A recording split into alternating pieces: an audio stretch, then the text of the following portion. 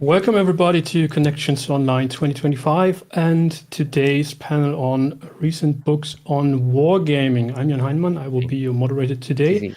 And I'm joined by Maurice Suckling, Riccardo Masini and Aggie Hirst. Unfortunately, Amabel Holland, who was supposed to join us as well, cannot do so. So I want to give a quick shout out to her book, Cardboard Ghosts, which I think is a pretty interesting one. I don't agree with all her arguments, but definitely check that out. So the way we are going to handle the panel today is that each of us is presenting themselves and the publication that recently came out. And then if you have in the audience questions, please put them in the YouTube chat or in the Discord text channel. We will then answer them immediately after each of our blogs. And if there are additional questions, and once we go into the overall discussions in the end, there will be more opportunities to ask questions and for us to answer them. So, Maurice, please go ahead. Hello, everyone. So I am Maurice Suckling. I am the one of the assistant professors at RPI, which is Rensselaer Polytechnic Institute. We're based in upstate New York, and we have a brand new department called the Department of Games and Experiential Media. Before I was here, I spent 20-something years in the video game industry, mostly making AAA games, mostly as a writer. My first game was was a game in the previous century called Driver, a sort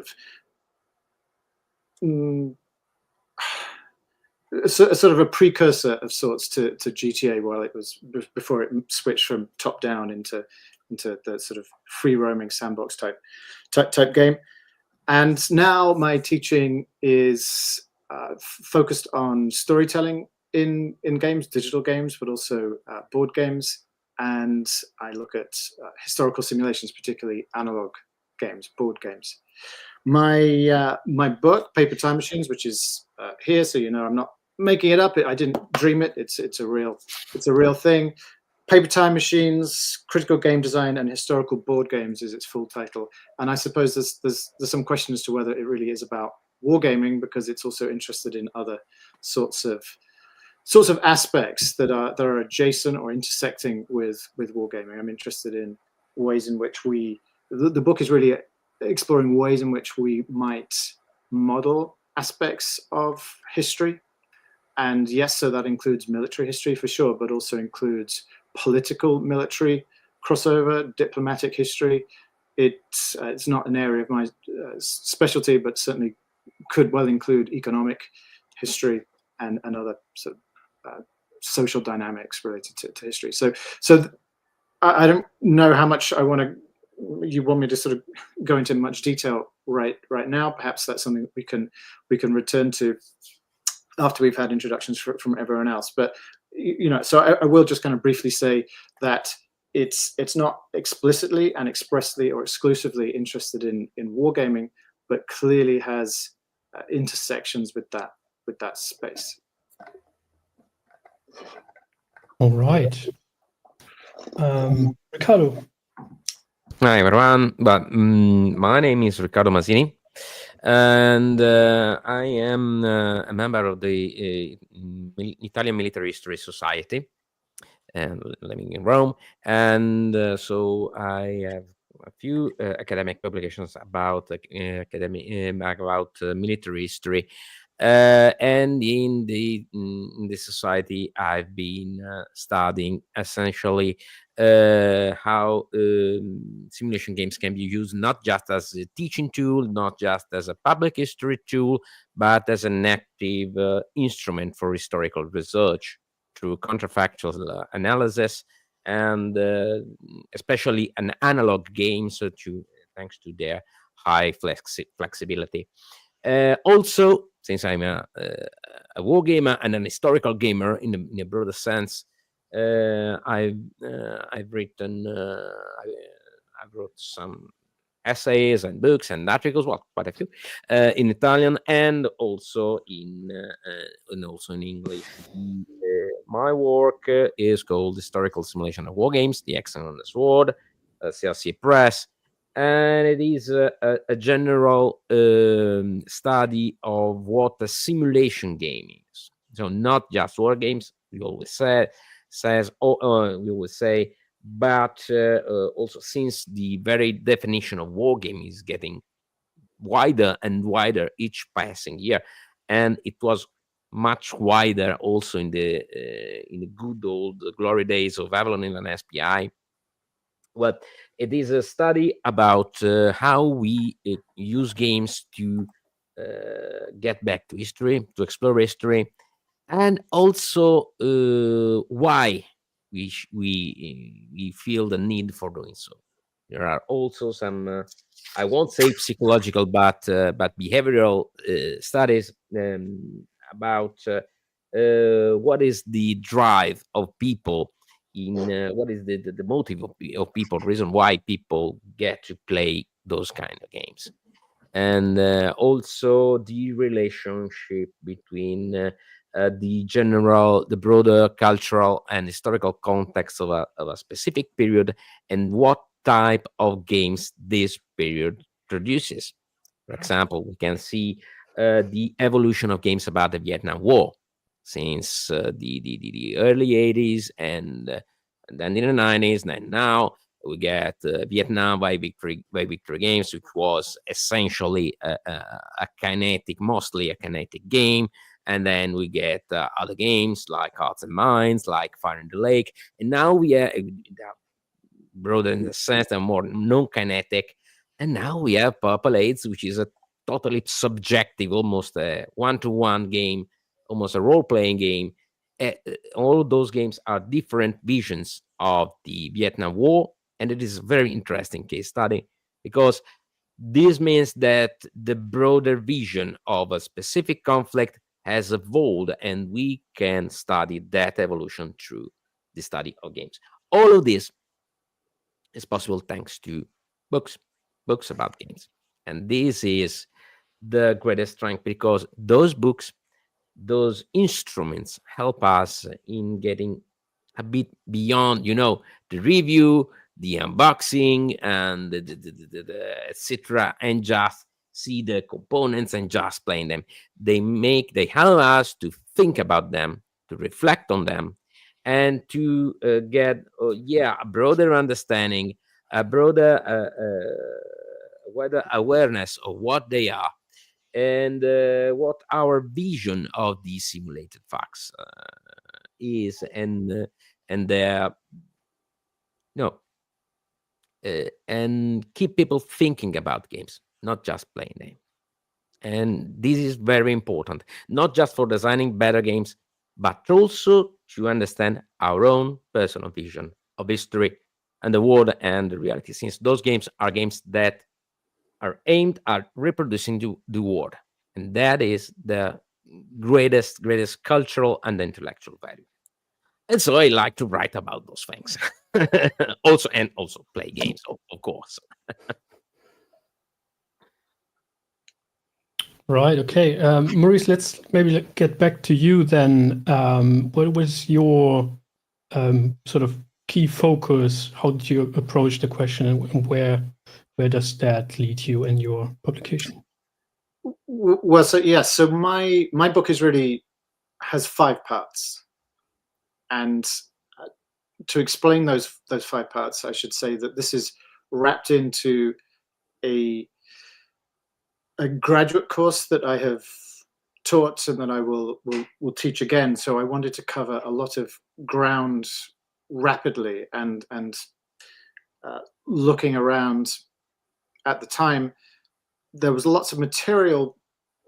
At least there was sufficient material for me to work with, but it was all in very disparate places. So I wanted to pull it all together into something that was a little bit more manageable for graduate students, a bit more like a textbook type of context to help guide them through the course. And so the 5 parts I would explain as, the first part is context. It's looking at, well, let's try some definitions of what I mean by historical board games, and of course wargaming is part of part of that. And let's look at the history of this hobby and this enterprise. And attempting to do that at least fairly rapidly was probably I'm pretty sure it's the largest chapter by some considerable margin in the book. Was sort of an attempt to go right the way through from the very earliest beginnings, although I was lighter on that, into Kriegsspiel, and then into the 50s and 60s with Avalon Hill and SPI and so on, and try and bring us up to date with how things had moved into other topics beyond just military concerns. And so one of the chapters is about that. It's really about kind of this growth of political military modeling or wargaming of sorts. And then asking questions related to that, like, well, what do we even mean by simulation? The sorts of stuff that you could imagine that it's essentially unavoidable for graduate students to kind of contemplate. So all of that is sort of part one. Part two is really looking at the design process and tools overall. So my graduate course, really lots of the courses inside my department at RPI are a blend of practice and theory. So lots of these students are making games from informed, critical opinions or perspectives. The title, once again, the subtitle of my book is Critical Game Design and Historical Board Games. So I wanted to set things up with that first part so that then they could have a look at the kind of processes that people utilize in the process of actually making games. I should say that I'm also a professional board game designer. I think I've had six games published so far, and probably as many again are in development, and probably more than that right now. So I was trying to lean on some of that experience, but also pulling from other people who don't necessarily talk about their design process in the same way that I do. But I wanted to try and put that all, like I said, in one place. So the second part is processes and design tools. And then the third part is really looking at, well, let's look at how we do this with military history. Let's look at how we design military history games, war games, and looking at some particular specific conventions inside that space in particular. So things like, well, why hexes? Why does a unit look like this? What's a CRT? What's a combat results table? Why is it used this way? How is it effective? And just what are the sorts of base conventions that wargame designers are working with? And how can you understand that in your own work? And then part four is looking at, well, let's continue looking at conventions and things that people are doing, but not inside the wargaming space so much as the space that's sort of wargame adjacent. So topics related to political modeling, political military modeling, other kinds of aspects of often war or war adjacent, so intelligence war. How do we model these sorts of topics? And so it's just a wide open space right now. So I was pulling more from case studies to say, well, let's look at some of these case studies that and look at how it's been approached in these particular games. And then the fifth part was under the umbrella of selected critical topics. So it was really just not a lot of space left in the book, which I already overran, but was trying to group some of these topics into a space where they could be thought of in a more sort of academic context. But things like, well, let's look at some of the advantages or the disadvantages of digital games over war games, and let's look at ways in which we I'm trying to just recap here. Things on the post-colonial turn. So one of the things that's been happening in the design space and in the commercial space is that people have been exploring post-colonial games, or have been asking this question about, is there such a thing as a post-colonial war game, and what's the development there? What's the historical trajectory of this? What are the design elements that people are bringing in, and what are they doing in that space? And this is a pretty interesting and quite rapidly evolving topic in its own right. And looking at things like, well, what are some unsolvable problems? How do we deal with the distortion of hindsight? If you know that if you know it's a 1940 scenario, and you know that the Germans are going to come through the Ardennes, how do you put your players in a space where they pretend not to know that, or how do you? I mean, this is a serious problem for like historical wargame designers to approach it. So how do we look at that? And there are some designers who've explored some ways of trying to put their players in spaces somewhat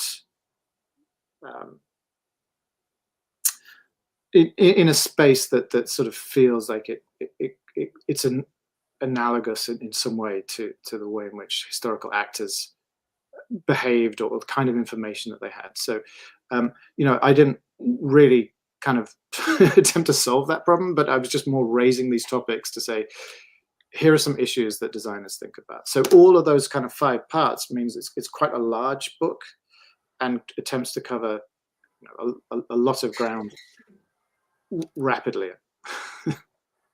So. All right, okay. We get back to some of those aspects, but next, Aggie, please tell us about yourself and your book.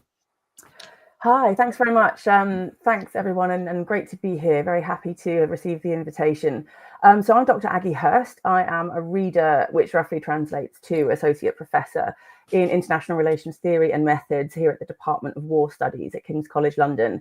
I've spent roughly the last sort of 7 or 8 years working to try to explore some questions around what's been called the US military wargaming renaissance.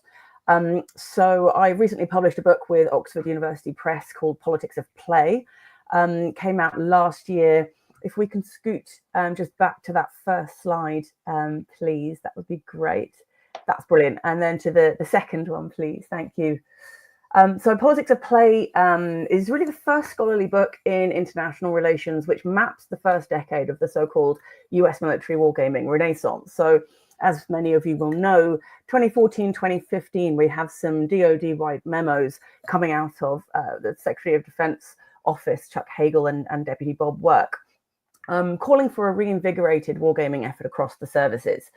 So what I've done over the last best part of a decade really is interview the goods and the greats of the professional wargaming community of practice, generating over 100 hours of original data. And spending time on base, going off to various exercises, going to conventions, exploring the online repositories and materials, with a view to trying to show how wargames work in the production of warfighters today.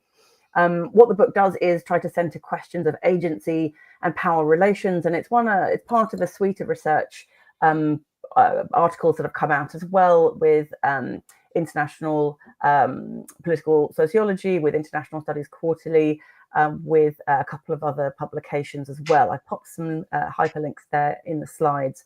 If we could move on to the next slide, what I'll do is just give you a bit of an overview of what the book comprises. As I say, what I'm interested in here is this sort of 10 years of a wargaming renaissance. Now, the wargaming community of practice, of course, claim that their craft serves a range of military purposes. It can work around recruitment, it can educate, it can train, it can be used to conduct research and analysis, experimentation, and so on. But what I've been interested in this book is trying to explore how gaming works in the service of these ends and with what effects on those who use them. So my wager in the book is that games really harness and direct play in ways that are productive of warfighter subjectivity, military subjectivity. What I argue is that it is through the pursuit of victory conditions and through the production of synthetic experience that we see warfighter subjectivity being generated through game play. So I explore a range of subjects to try to get at this question. And really the conclusion of the book is that wargaming really does represent a very powerful element of the production of warfighters in the digital age. So just to talk a little bit about how I break the book down. I started off trying to engage in this sort of conceptual quagmire, really, of what a war game is and does. Of course, there are as many definitions as there are, people on the planet, probably. Trying to weigh in on this question of the distinction between a game, a simulation, an exercise, and trying to be quite clear that I'm talking about wargaming understood in a specific sort of way.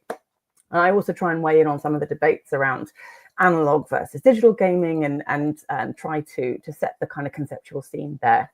What I do thereafter is really kind of provide an overview on where we are with the wargaming renaissance. Where is it coming from?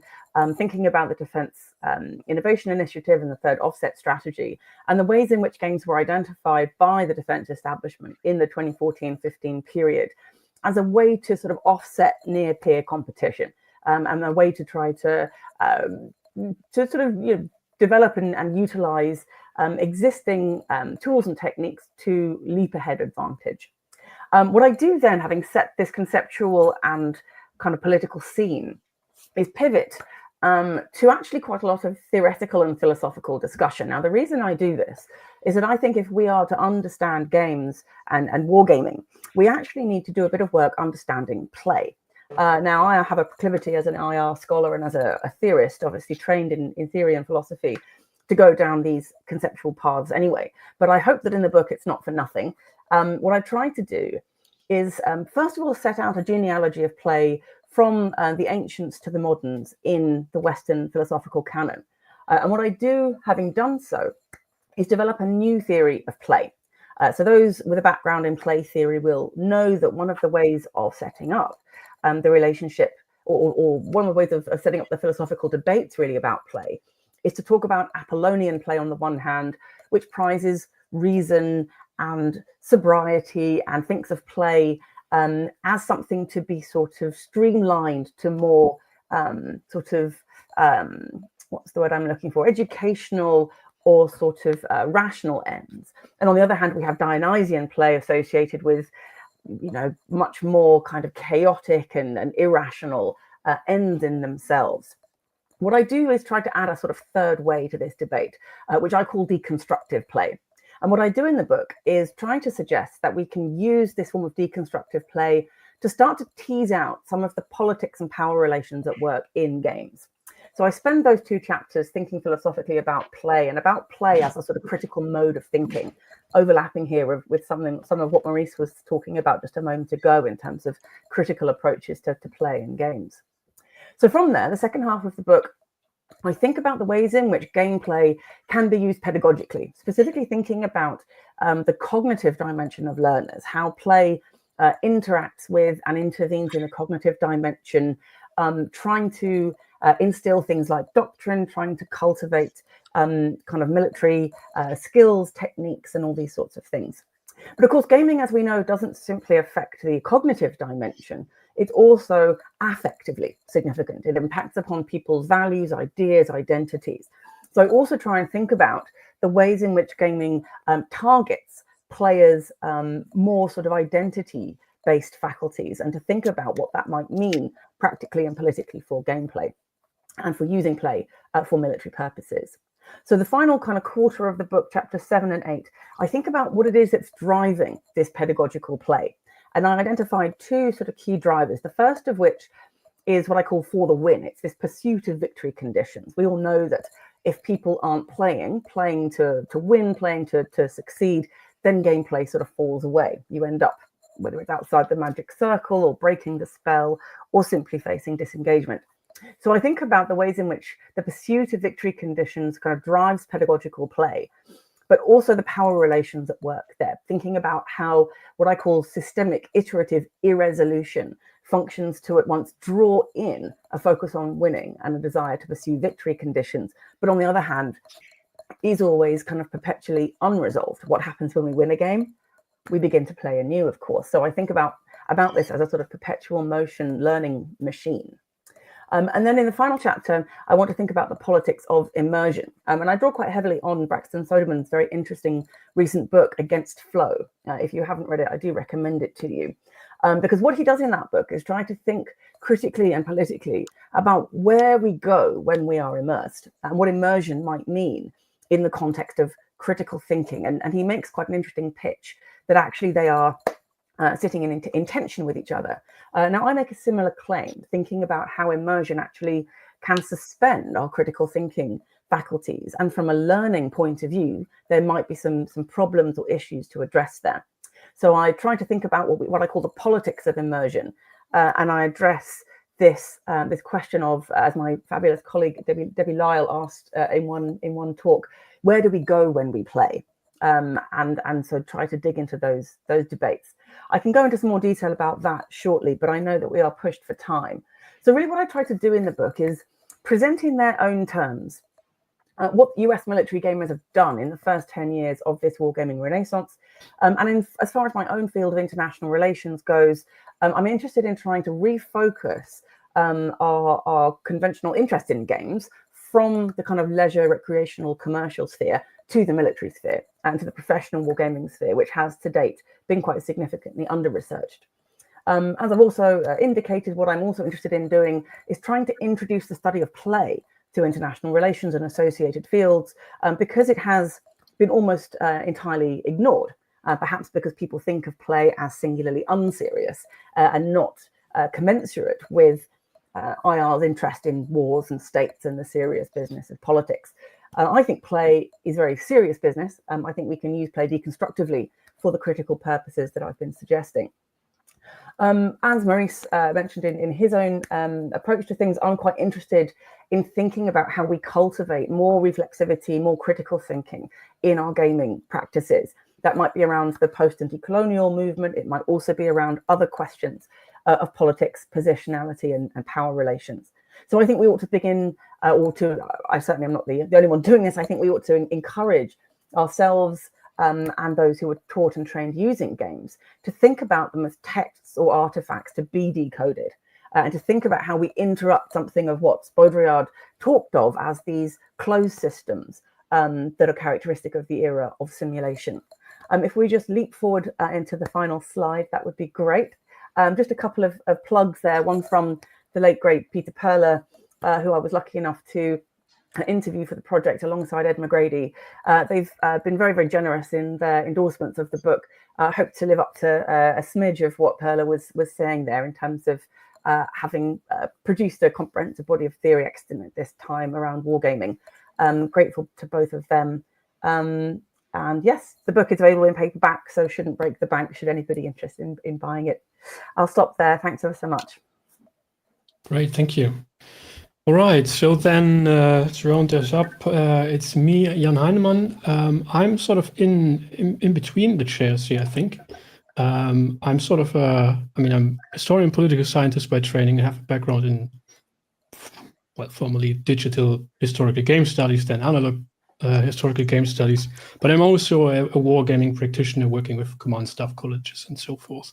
So I totally agree with Aggie that we need to sort of look more into the professional wargaming with a scientific lens. But I'm also at the same time very interested in what's going on in historical game studies. The book or the anthology I'm briefly presenting here today is EuroWarGames: The History, State, and Future of Professional and Public Wargaming in Europe, which I co-edited with Fred Serval and Riccardo Masini, who's on the panel as well, and who has, as well as Maurice has, an article in it. It is.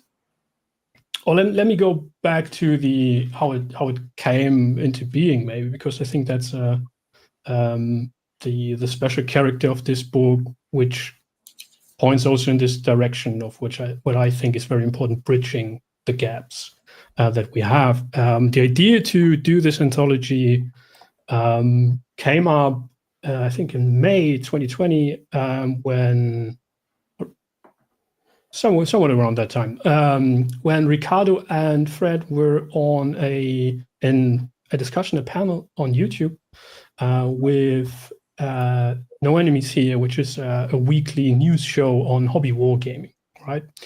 And they were discussing like wargaming cultures in Italy and France. And I thought, man, there's so much more, of course, the whole of Europe and beyond. And we usually only know about like US gaming cultures and UK gaming cultures, because they are so popular and influence sort of the world. And very little comparatively is known on what is going on in all the different European countries because of cultural differences, language differences, and so forth. So we thought it would be good to produce a book and invite participants to write articles that have a background not only in scholarship, in game studies or what have you, professional wargaming, but also are players themselves, right? They bring their perspective.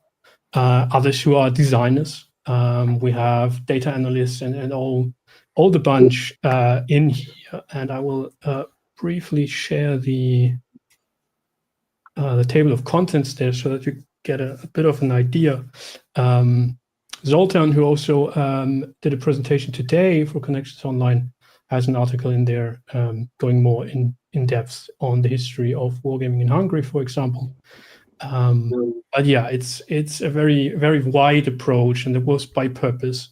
And it was also by purpose to have the book be approachable, right? That is, like, don't have it be overly academic, and also don't go the usual route of choosing an academic publisher. Usually sort of causes the price to go up. So we were, after some setbacks during the pandemic, we were very happy that Florent Copeau from Nuts Publishing got in touch with us and was on board with the mission, so to say, and wholeheartedly supported it and made it happen. We did a Kickstarter at the end of last year and had the book then come out in December, I think, or November. Yeah, so not sure how much I want to go into detail on any of this. Brian Train also has an article here who did a talk today, and many others who are also attending the conference, actually, which is always great to see.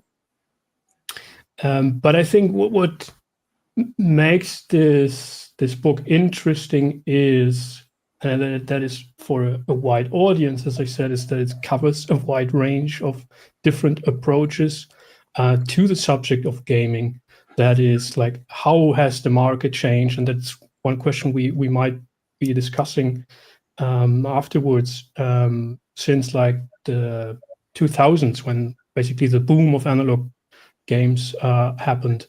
And we have others who go very much into the detail of what exactly is a historical game, what makes a game feel historical for the players. That's like touching on questions of immersion and agency and how to model actors.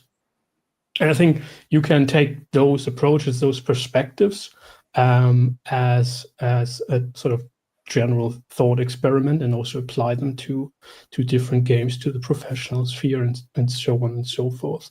So I would think there is something in there for everybody, and we are actually planning to do a follow-up there, because there's so much more to talk about and discuss. And if I may add, as a co-curator, Aggie, we will be very happy to have your contribution in a possible volume too. So please stand by for the call for papers. Right. Okay, so I don't see any questions in the chat yet, but please, everybody who is watching, put them in the chat or put them in the Discord channel. So, yeah. Jan. Go ahead. Yeah.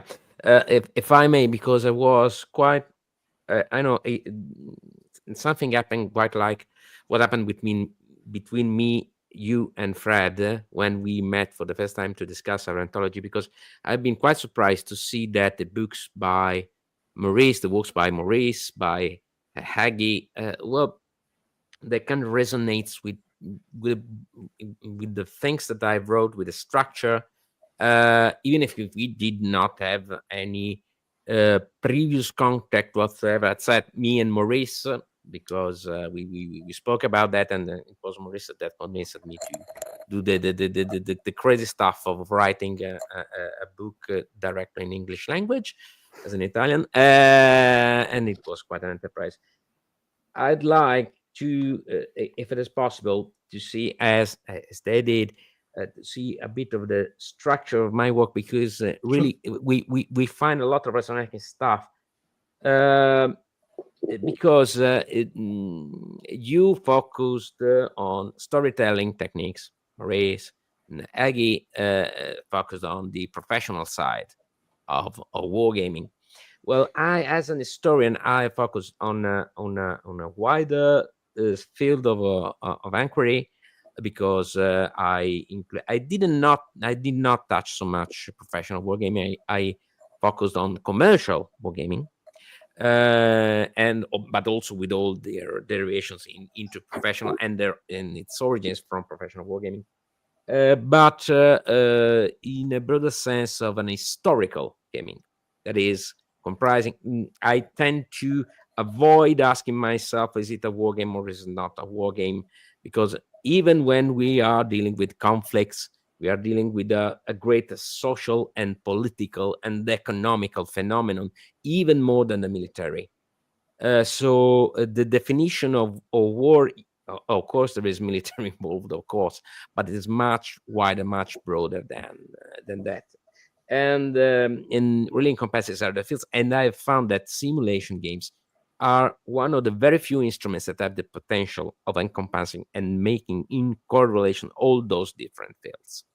The military aspect, the military level, the political, the social, the economic, since they are models that can be tailored to suit different needs. My book, the first chapter of my book is a question: what is a simulation game? So this is really similar to Aggie, the conceptualization of wargaming. And yes, I mentioned also classical sources too, from Aristoteles and Plato, and up to the Libro de los Juegos by Alphonse de Teffos.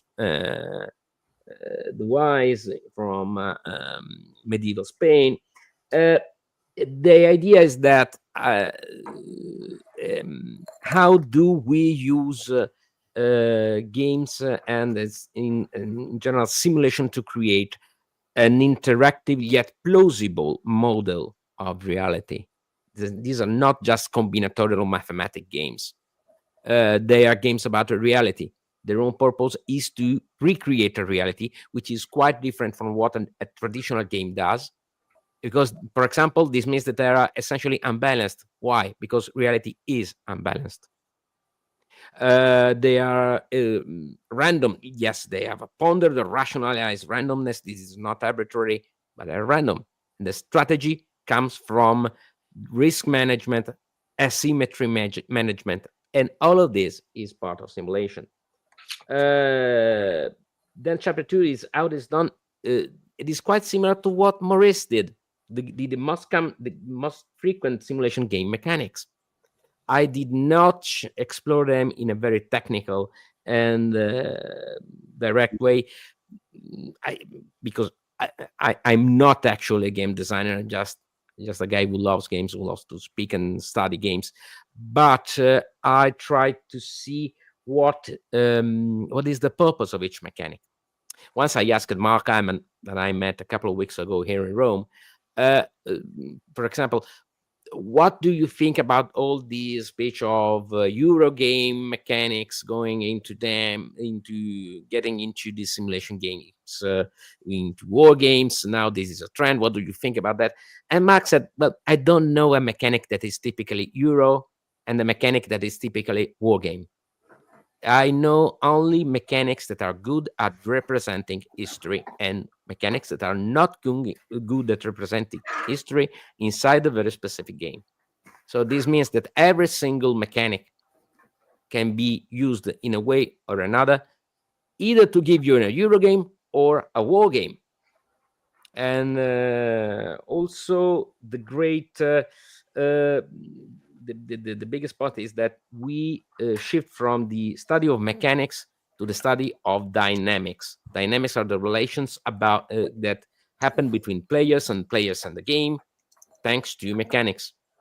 And those dynamics that happen in the game are the closest thing we ever get to the historical dynamics. This is the main part. Chapter 3 is historical dynamics through the gaming lens. And I have covered some issues like, for example, the phases of battle, the different points of view that you can have on a very same battle, as the commander, as a subordinate leader, as a single soldier, a single fighter, or even as a non-combatant. For example, this war of mine, for example. Also sensitive issues. Our game can be sensitive or insensitive about very specific issues, and we all know how much this is important. The elements of non-linear simulation, that is a simulation that is not numerical, but it is based on many different levels, many kinetic and non-kinetic aspects working together, not in opposition, and also on the meta game between the players, for example, and also working on the perception of the players of these very specific events. We in Europe have very different views about games about strategic bombing operations, depending on your nationality, for example. And also, yeah, the hybrid approach. And you know that, Jan, that I'm a big fan of the hybrid approach. Chapter 4 is the one about real game, that is game designers and players and gamers. That is the psychological aspect that is incredibly underestimated, because I cannot see how we can make a good review about the game if we do not speak about the game designer himself, what games he produced before, what is his or her personal approach. Games produced designed by Mark Heinemann, Hannibal Holland, and I don't know, Jim Danigan, are incredibly different from each other. And we need to study the game designers as we study the authors of a book or a movie. We need an author theory in game studies. That is very, very important for me. And finally, coming back to Aggie, I've read many books and articles and papers about the pathologies of simulation. But I have seen, and chapter 5 is not all that glitters, issues and pathologies of simulation games. And this is also quite an understudied topic, because we tend to see, for example, even me, when I see a game, I tend to see that game, that model as the truth. I tend to see it as valid. Okay, it works. It's fine. Should be like that. But it is not said. Also, we can have many different games or many different on the very same topic, all with their own advantages and disadvantages, all with their own strong points and all their own weak points. Does this makes them good or bad games? This makes games that are more suited to one purpose or another.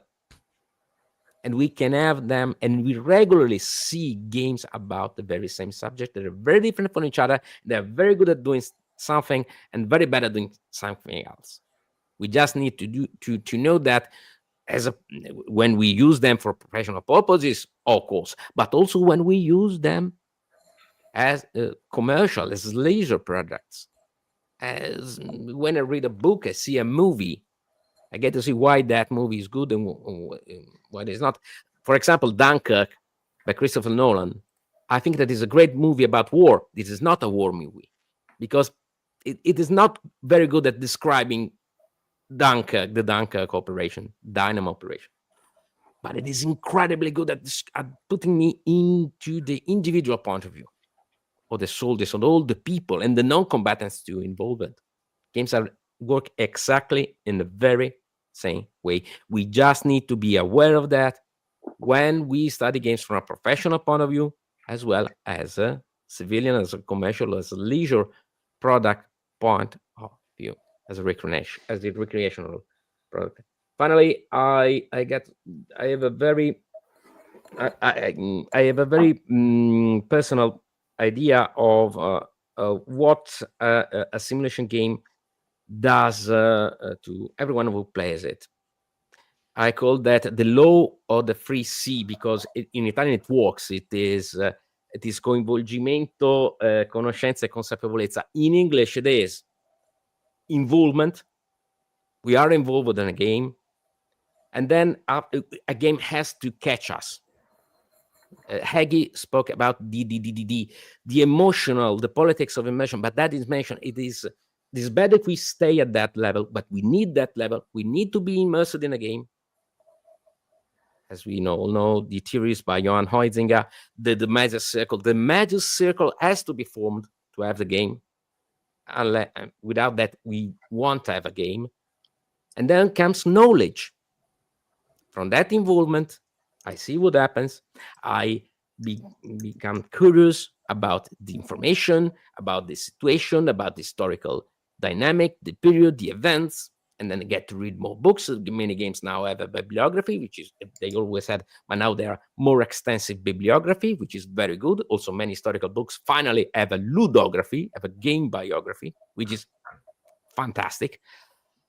And the third level, the last level, is awareness. Through, thanks to involvement and through the greater knowledge that simulation games gives to me, I become more aware of the historical situation in the past, of what are those dynamics, and then I can become more aware of how those dynamics work in present day, because many dynamics are essentially the same or very similar, or work along similar guidelines. And then I can have a better vision of what the possible outcomes of situation, of actions in the future can have. This is what we can consider a typical path of simulation, a typical structure of simulation. When a game allows me to do that, when a game is fun for me, encourages me to know more about those events, and makes me more aware of those events and how they relate with the present and how things work in general, that is a very good game. That is a game that reaches its objective.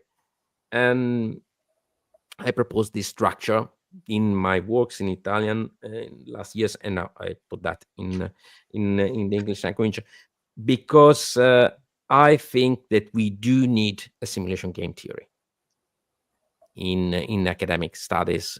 We do need to study games, the professional games, the commercial games, but what really simulation is, does, and means for our culture.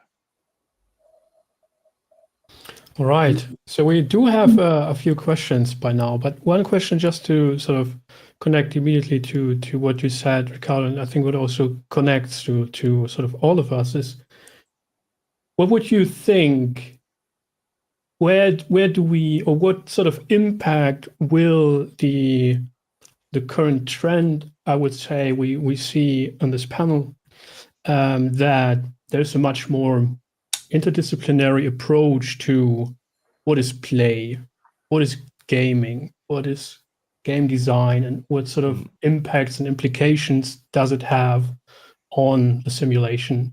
What do you think will that have as we go forward with gaming cultures, be it hobby or be it professional? Any thoughts? I don't know.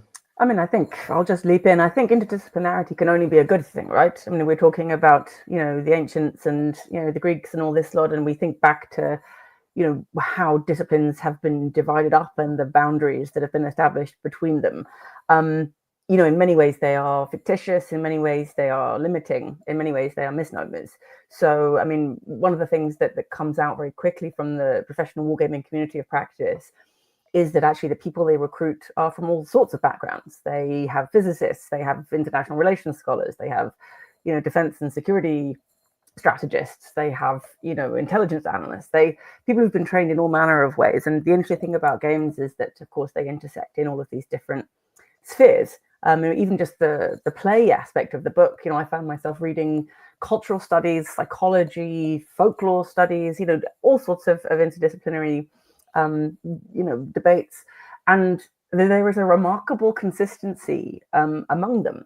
So I think actually, as we try to build what we at King's and others in the wargaming kind of international relations and security space are pushing for, really is a kind of academic subfield of wargaming, which would be by nature interdisciplinary. It would host people from, you know, a whole range of backgrounds, and of course include practitioners as well, because actually a lot of what, as with the conventional relationship between theory and practice, if we thought about, I don't know, social movements, if we thought about, you know, civil rights movements, of course, theory and practice go hand in hand. You know, you don't have an academic sphere sitting outside of what it is people are doing on the ground.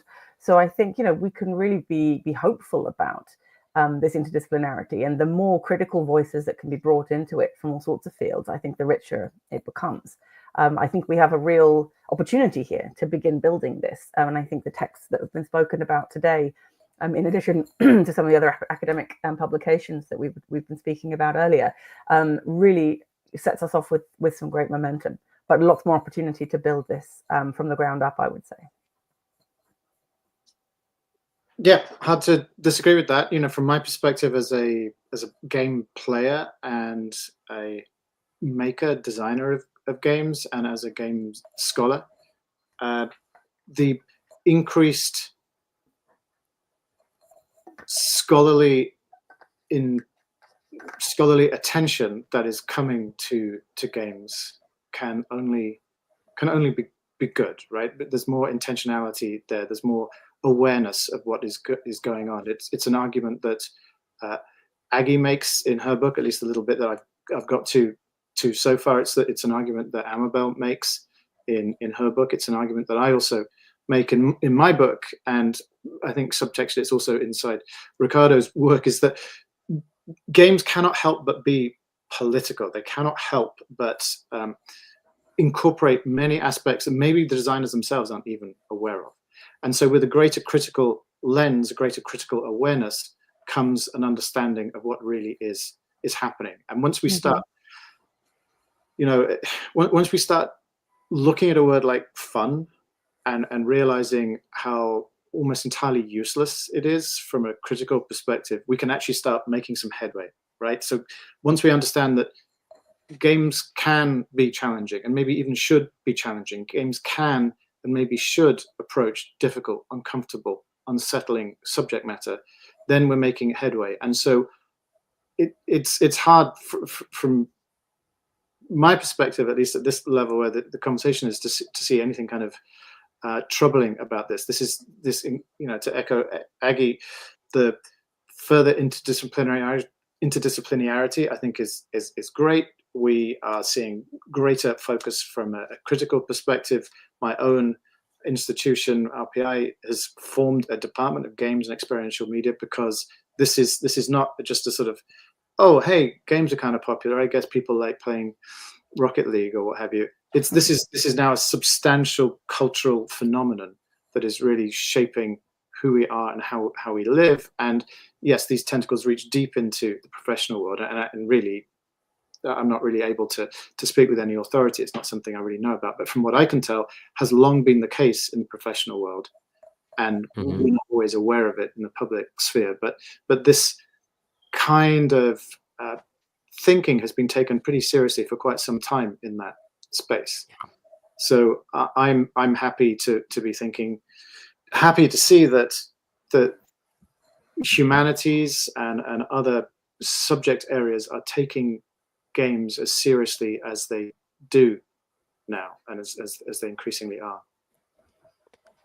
As for me, well, I think I like to think of myself more as an historical scholar first, and a gamer second.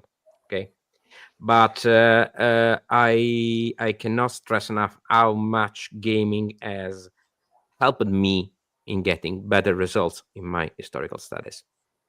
This is something that many more people are aware of, and the general social image of what games are is incredibly evolving. It's getting better. They're taken more seriously in general. Also, if you see team building procedures, team building programs using games, and management training courses using games, etc.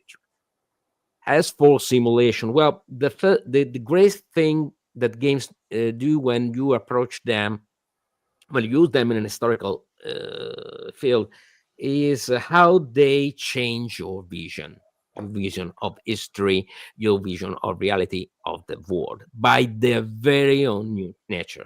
At first, you get a great sense of freedom. Oh, I can win at Waterloo. I can, I don't know, I can take Alexandria with Italians in North Africa. It's incredible, okay? But then you get, and you have that idea that history is not something that, yes, those things have happened, but our own vision of history can change. You do not have to take for granted what others wrote about history. That there are many events could have gone a different way, and that there are many different interpretations of the very same events. And then you get to think, okay, this is freedom, but I cannot do anything. I cannot do anything. It will not be, I wouldn't say realistic. I will use more the term plausible. It will not be plausible. Operation Seawolf, 1940. If you play a game, whatever game, if you play the old Sea Lion, sorry, Operation Sea Lion by SPI, you see how incredible difficult it is. And that game also stepped down the difficulty of the actual Operation Sea Lion, which was absolutely impossible. And then you get to think, okay, now I have to change the model to make it more plausible. And then you get to question, and you have your own critical and you have your own individual thinking about history that then becomes critical individual thinking. It needs more documents, more information. It needs more research, more study to remain plausible. And it is a great, incredible aspect. And after that, you get to see, maybe I need to add another layer of stuff upon this. I need to add a political level, an economic level, a social level, or a different logistics aspects, common structure aspects, asymmetries, etc. And then you get to see, oh, one game is not enough. One game is not enough to describe a single event, to simulate a single event. How many historical books do you have about the Battle of Waterloo? Many. Personally, I have 15 to 20 and even more articles in my collection, in my library, and even more in my father's library. So the same goes for games. For example, the great game about Afghanistan in the 19th century and Pax Pamir. Very same events, two different points of view. European point of view, they use the different potentates, local potentates. Pax Pamir, the local Afghan tribes are actually using the Europeans for their own interests.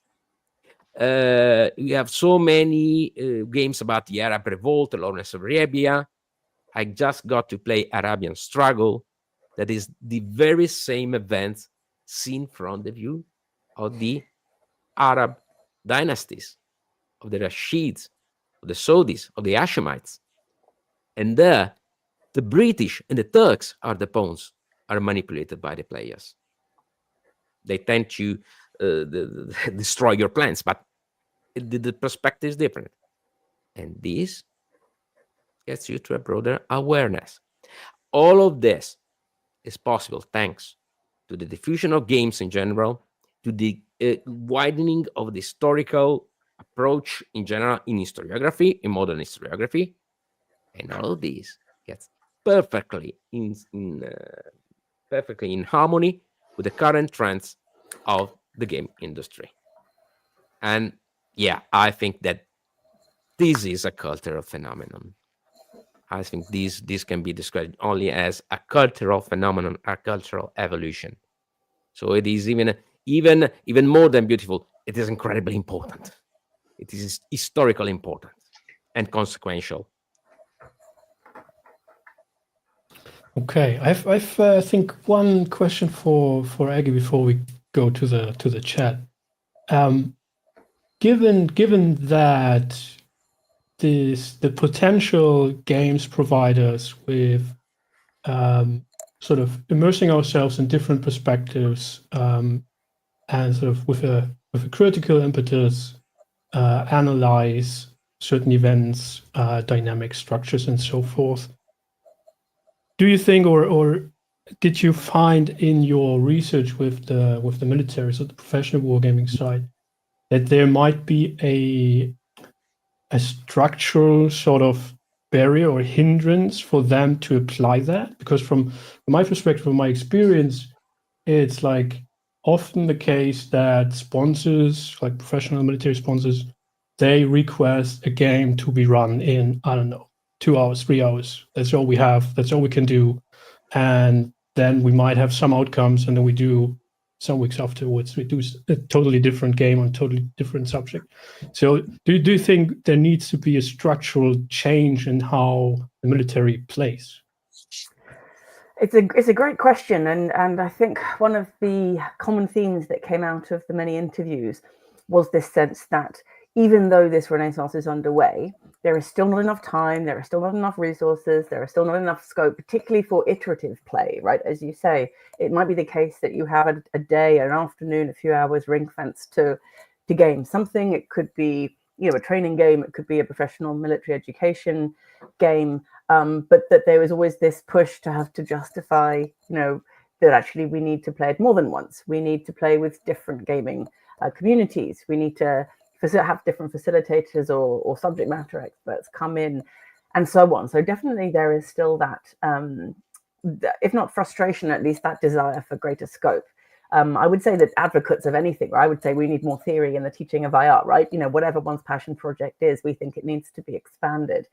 I think one of the things that certainly came out of the interviews was a sense that it's really tapping into a zeitgeist, right? Like we have, as everyone's been talking about, this gamer epoch. People talk about the ludic century. People talk about, ludic capitalism and the context that we're in.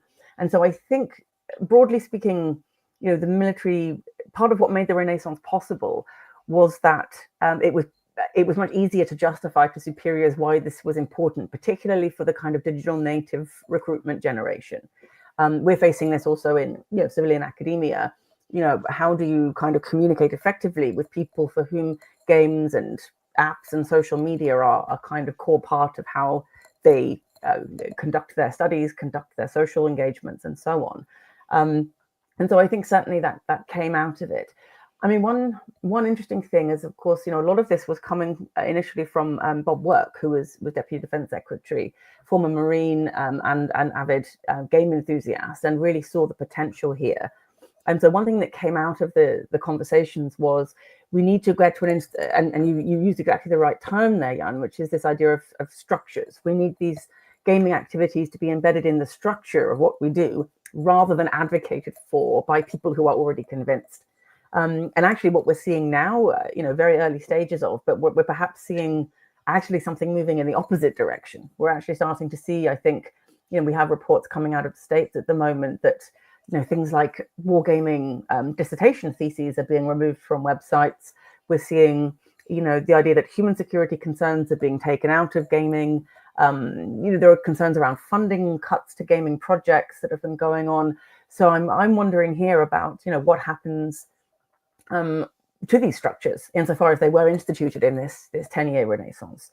I think there was this move away from sort of individual advocacy to this idea of structural embeddedness, and now perhaps, with a little bit confusion as to what the future of this looks like.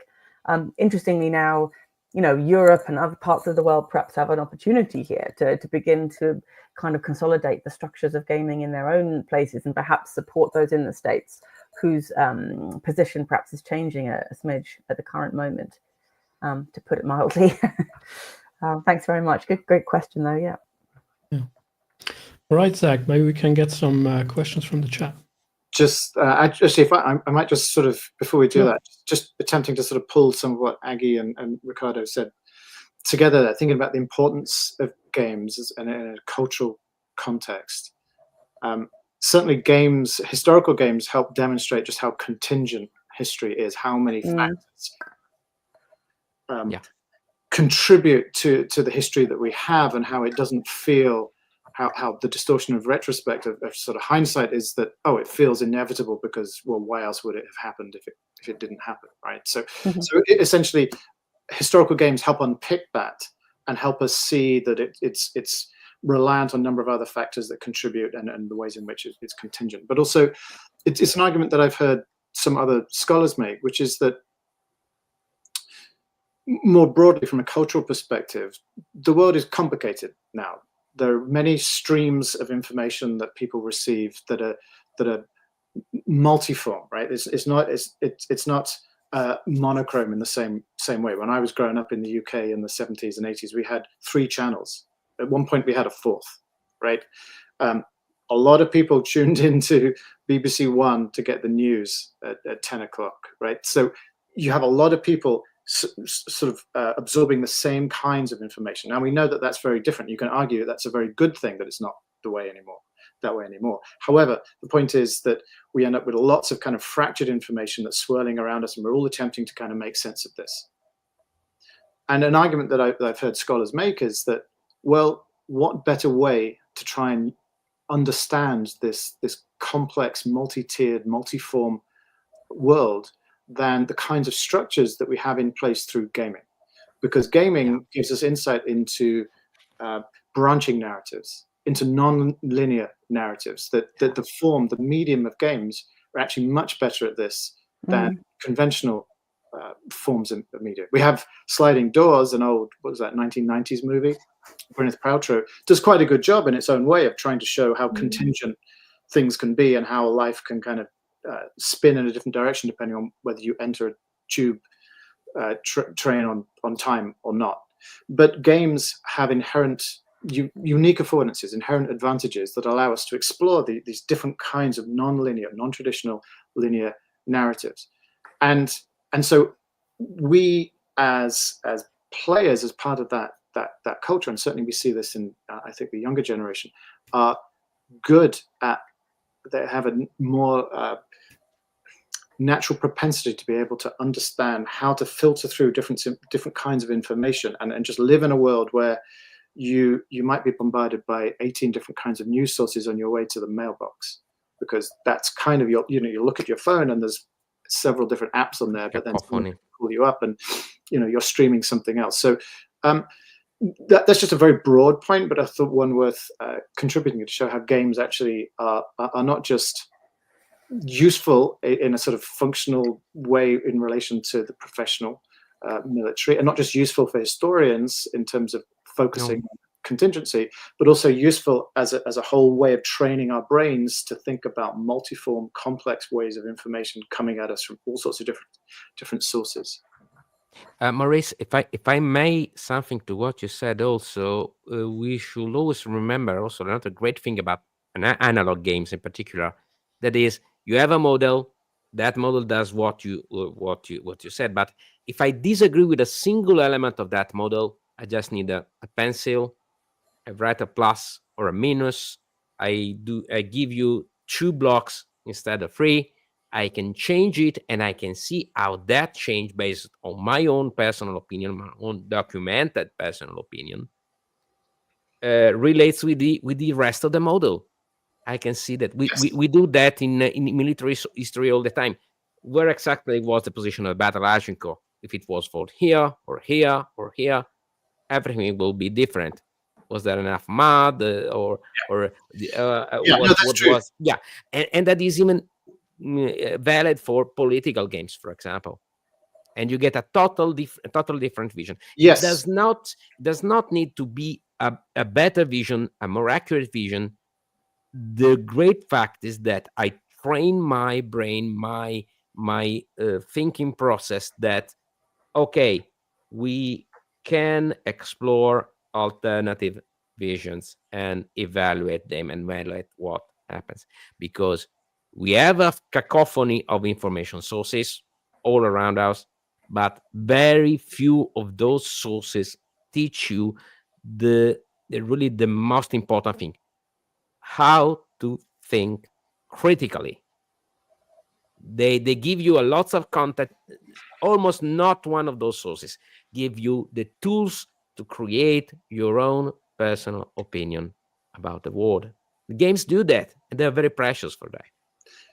Yes, it's that accessibility. I would talk about this in my book. I talk about this a little bit when I talk about some of the unique affordances of board games, and a lot of people talk about the social aspect. A lot of people talk about the tactile aspect, which are great in their own ways. But I think the most significant aspect is the one that you touch on there, which is what I describe as transparency of systems. It's the fact that because you cannot play a board game meaningfully unless you understand how it works. Yeah. Right? You are the engine. You are the engine of the game itself. You effectualize, you operationalize the engine, the game, right? And so in the process of doing that, one of the huge disadvantages that the board games have is that, well, you have to go through the rules, right? Normally, there are some exceptions, in fact, but essentially you have to go through the rules first in some meaningful way to be able to start playing. Well, video games are really good at tutorializing now, and kind of just you start playing and off you go. Board games have this problem. However, that problem is in equal parts an advantage, because you must understand the system in order to play it. And now you have access to the systems that are in place and the thinking behind them, intentional or otherwise, of the designer. And yes, as you said, you're then in a position to essentially comment, critique them, to adjust them if you wish. And so this ends up being, I consider its most considerable advantage. The most considerable advantage that analog games have is giving you transparent systems so you can see what is going on, see the modeling that is being developed and worked on for you to kind of play about with. Yeah, absolutely. I think Phil Saban is doing that sometimes. He's writing also on his blog about it, taking games and sort of modifying small aspects and then playing them and analyzing how that changes the dynamics. And I think probably that is lots of people are doing that, comments on BTG and what have you. But maybe it's just a perception thing. I think that was more visible or more, I don't know, referenceable in the old days, talking about information overload, when there were still like board gaming magazines, where people actually wrote their pieces and sort of discussed those aspects. Okay, anyway, now finally to the questions in the chat. So what do we have here? Indonesia. Is there books that covers wargaming experience in Asia? I am not aware of anyone specific. I would assume that there are some in Japan. Jana, we had a project to write that book with the volume 2 of the anthology. If you remember the discussions between me and Fred, and said we need to focus on Asia too. Right. Yeah, I mean, there are so many upcoming gaming communities, right? Asia, South America, Africa, China. So, Vietnam. Yeah, but I know that in Indonesia, professional wargaming is a thing, probably just a very small sort of aspect, but they are doing that. I don't know how much sort of publication there is. Matthew Caffrey described the birth of the Iranian or very small wargaming community with the American prisoners, with the U.S. embassy prisoners that had war games and began playing them with the guards. They left that behind, and some of them still plays those games. Or really, this was the birth of the Iranian wargaming community. It's a great story, by the way. All right, question for Aggie. Great, thank you so much for the question. It's great to have heard so many examples of this during the conversations and the interviews. This question of historical examples of blind spots, which then are reinforced when countries are wargaming potential conflicts. And of course, this is not exclusive just to wargaming. One of the examples that came up a lot was the Millennium exercise surrounding Iraq and the issues with the mirror imaging and the reset of games when they weren't conforming to assumptions that were coming through. I mean, I think to zoom out rather than just kind of list examples, what your question really brings to mind for me what I find most interesting about this is that one of the assumptions we have about gaming, especially when it's historical, is that it's about sort of historical accuracy. And of course, we play games to learn about history and to repeat history, sometimes to do counterfactual history, of course. But I think one of the things that, and Maurice, I think, or maybe somebody else mentioned earlier, this idea of hindsight and 2020 hindsight. I think games are only as good as the assumptions that are modeled into them. And one of the problems that we have is that oftentimes it's assumed that red or that the opposing team is going to sort of operate with the same assumptions that you have. And that, of course, leads to a lot of problems and a lot of limitations. But I think the key point here is that the point of wargaming is not actually to be predictive or indeed to be historically accurate. Historical blind spots, I don't think, are necessarily actually a problem, because what wargaming is for is not actually predicting the future, but rather improving decision-making under conditions of competition or pressure. So to that extent, it doesn't actually matter if you get the future wrong. The point is what you've learned along the way. It's a bit like training to be a soccer player, a football player, as we call it over here. That it's not about learning to play so that you reach a certain score at the end of a particular game. Rather, it's about developing your skills as a player, as a sports person, as someone making decisions under pressure, in order then to improve your skill set so that you can do that time and again under whatever game conditions or whatever the game outcome. So on the one hand, those controversies and those inaccuracies can be significant, but on the other hand, they don't in themselves preclude wargaming being a powerful pedagogical tool, I would say, if that makes any sense. I'll leave it there. I mean, I do talk in the book at some length about this question of prediction and preemption, because even among very seasoned wargamers, there is this sense that there is that pressure that actually to prove or to justify wargaming in the military, in the professional community, you need to be able to say, right, it led us to be able to do X, it led us to be able to anticipate Y. We didn't know that a potential enemy was going to behave in this way, but by wargaming it, we thought, it might happen, and we did. And of course, that can be very successful. The anecdote goes that it was only the kamikaze tactics that weren't anticipated in early Second World War wargaming of various kinds. But as I've said before, I don't think historical accuracy really is what the business of wargaming is, as important as that can be for learning about history. I'll leave it there. Thank you.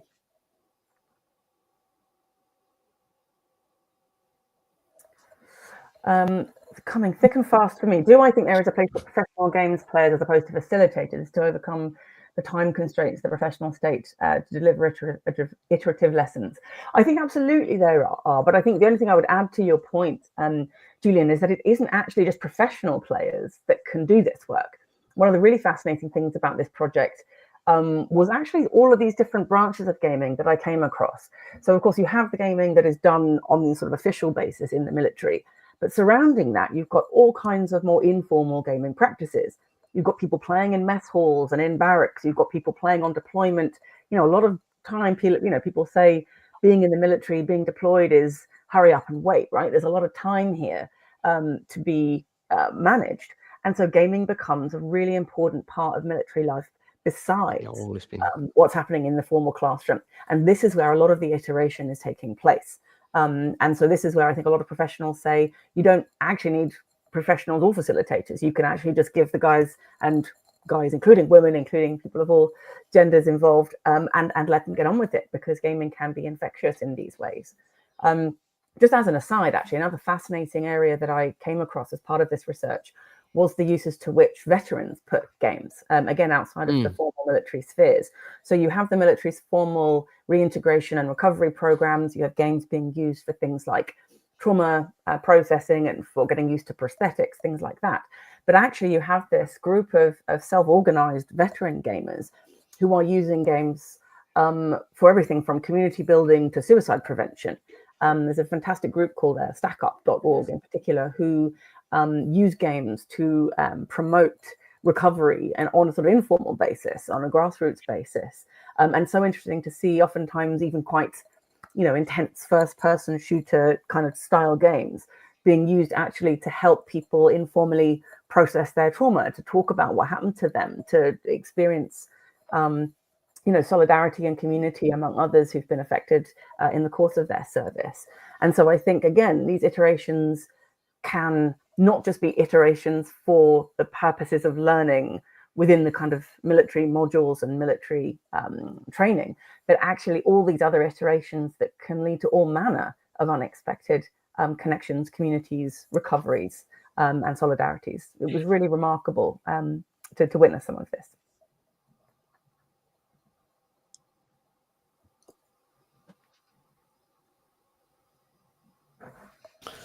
All right. I think that were the questions in the chat. Maybe you have some final remarks. I think what the panel did is give a very bright sort of outlook in the future. I think we're all very positive about where we are and where we are going with dealing with games in the various aspects. I mean, we've touched upon so many different sort of ways in which games can be used and utilized, and I think that is awesome. So, any final remarks? I was going to say, actually, it's a shame that Amabel isn't here for all sorts of reasons. Yeah. I think one of the things she would actually talk about, I suspect, or be interested in talking about with Aggie, is the notion of games having victory conditions. It's something that I know that she's spoken about. It's clearly they do, but her point really, I don't really want to speak for her, but I've certainly cited her work when I've explored this topic, and I think that there's something to be said when game designers eschew those conventions and how you can get to some interesting places. So a couple of Amabel games that do this, that she's published through her company Hollandspiel, things like That Others May Live and Endurance, I think are fascinating case studies where there is no explicit victory condition in Endurance. And so when you play, it's the Shackleton 1914 expedition, when you play, you're attempting to make sure that everyone survives. And yet, of course, maybe they won't. Every character is represented by a counter.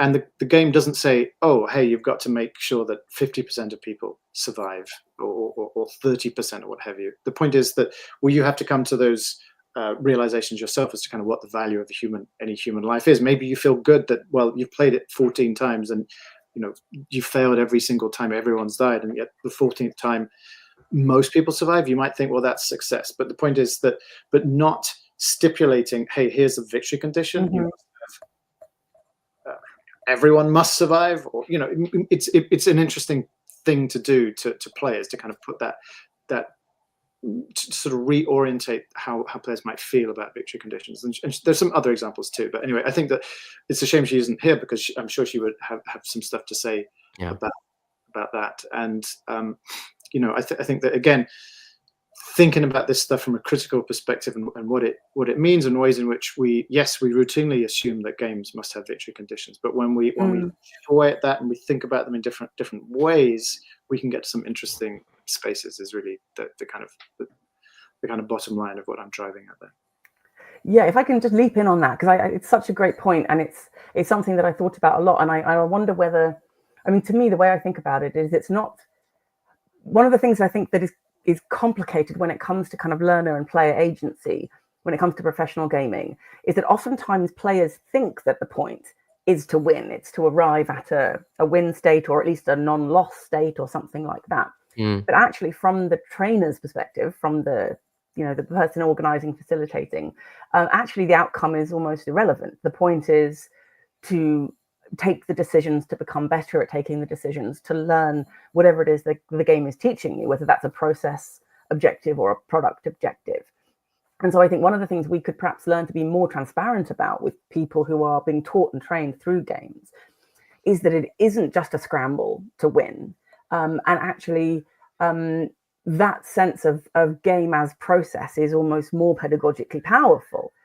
The other thing I would say on that is that one of the things that games are not always all that transparent about is kind of how they harness that drive, even if it isn't a drive that results in a win or clearly clearly arrives at a certain victory condition, there is this sense that somehow it grabs the motivation, the earnestness, the volition of a player. And here I draw on Gadamer's work, where he talks about the idea that games actually play their players because they sort of engulf them, immerse them, as we've talked about, in whatever it is that the game is kind of trying to get you to do.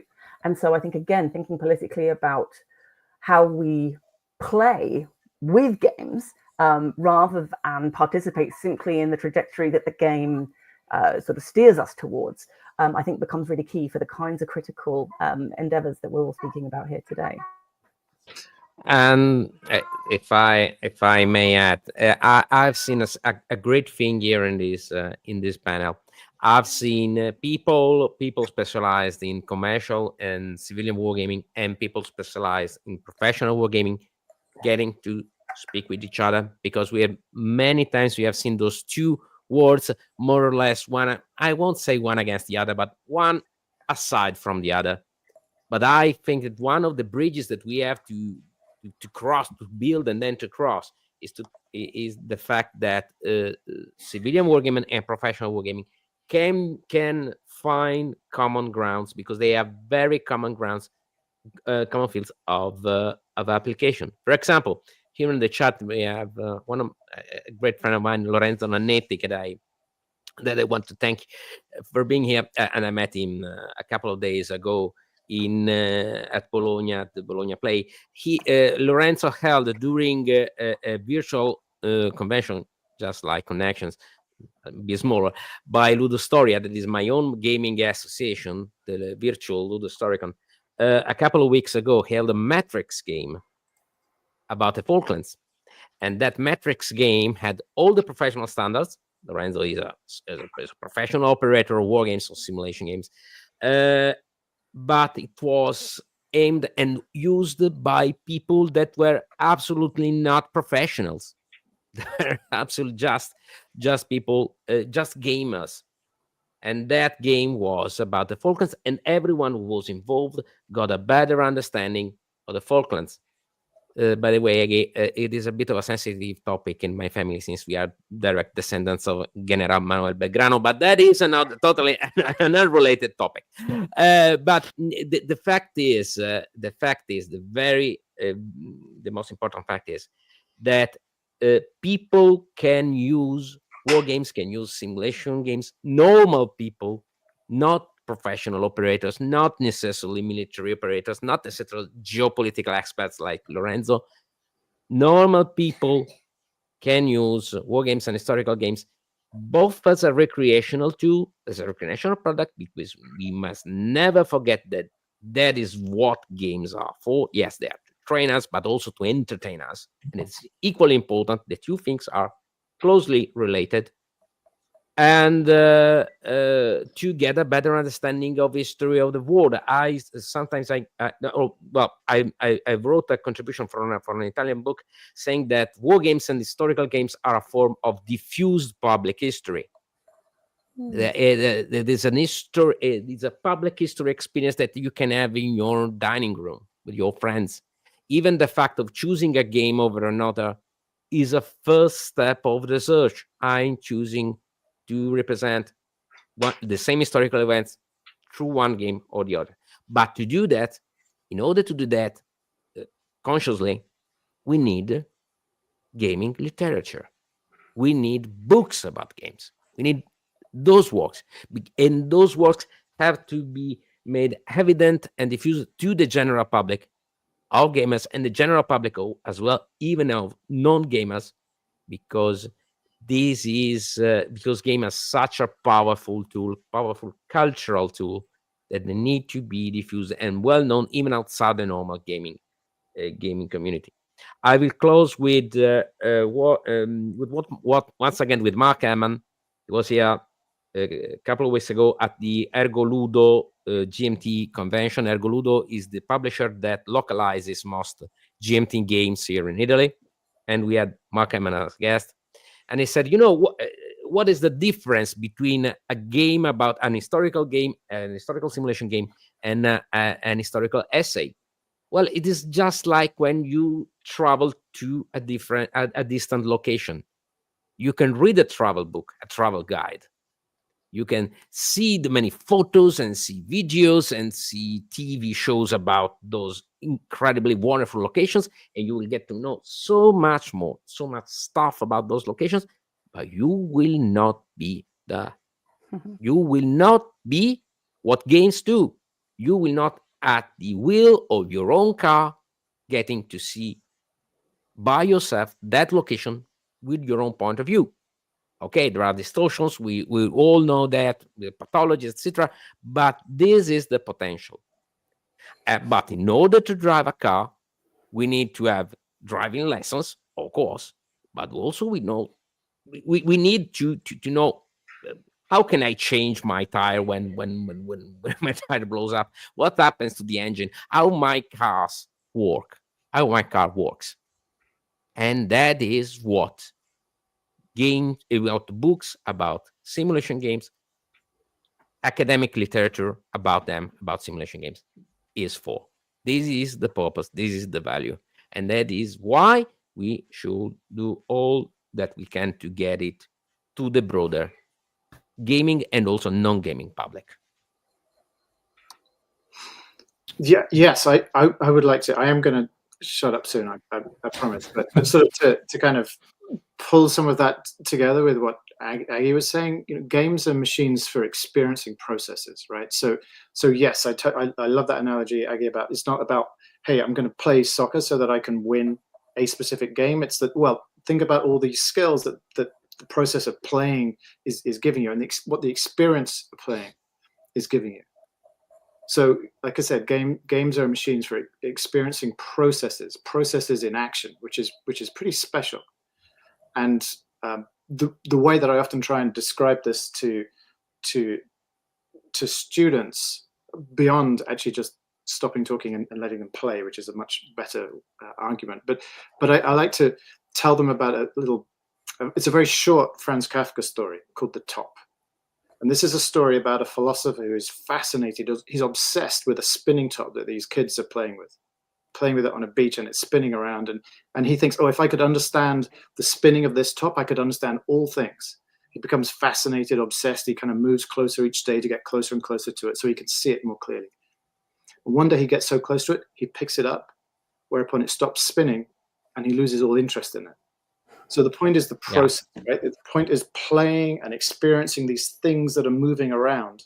And that's to me a fundamental difference from something that's kind of purely representational and sort of a static view of something. It's the simulation aspect of that. It's the fact that we are experiencing things in process that I think is special. And what we as writers in this space can do is point to that value, and to get people to think about it and to kind of use critical tools, ways of thinking about what they're experiencing so that they can get more out of that endeavor, and so that we can continue to grow that hobby or that value from a professional perspective. So we keep trying to point to it to say, this is why this matters. This is why this is special. Yeah. And just one final word from me. It's important, I think, not just for those people who are gaming enthusiasts. Games are fascinating, whether or not one is a gamer themselves. And I think that's a question that's often come up when I've been touring on this topic. Audiences are almost always gamers, and people say, how can we open this up? And then I have to confess that I'm not, in fact, a gamer. One of the few people researching it. And that can, because the important thing about a game is not whether or not an individual likes them. It's what they do culturally, pedagogically, interpersonally, historically, all the things that we've been talking about. So I think, one of my missions here is to kind of really emphasize that it is not just a literature of interest to those who are already gamers, much, much more widely important and appealing than that. All right. So then before Zach shuts us down, I want to do two plugs. One is sort of a follow-up on what Riccardo said on the need to build bridges and sort of bridge them, cross them. We do have a panel tomorrow focusing on Fight Club International, which is an international online community of practice and interest. So actively doing exactly that, having militaries, professional wargamers, but also enthusiasts who bring their own skills, perspectives, and so forth. And is very active on also designing, researching games and playing games. And then also, as we have Paul in the chat, Umpire Lafondios, the International Kriegsspiel Society, which I think it does this in a similar way. It's exploding at the moment. We are across the 4,000 members mark by now. It's mostly a hobby community, right? But there's so much, even though I guess most of the umpires we have and the sort of designers, I would say we have, wouldn't call themselves like professional game designers or scenario designers or what have you, but they are actively doing it, right? There's so much exchange about the historical scenarios. I would even say they are practicing modeling and simulation to a degree. They are developing systems and so forth, and running games, and thereby bringing in so many people to a game system which you would think might be a bit old-fashioned and overly complex, but yet there is an ever-growing community interested in it because it's so much fun and it provides so much insights primarily into human behavior, how we act in stressful situations, how we make decisions, and all those aspects. And I'll be having a talk later today on aspects touching on Kriegsspiel. Anyway, so Maurice, Aggie, Riccardo, thank you very much for being on the panel today and for this insightful discussion. Thanks to everybody in the chat, and that's that from us. Have a good Connections Online 2025. Goodbye.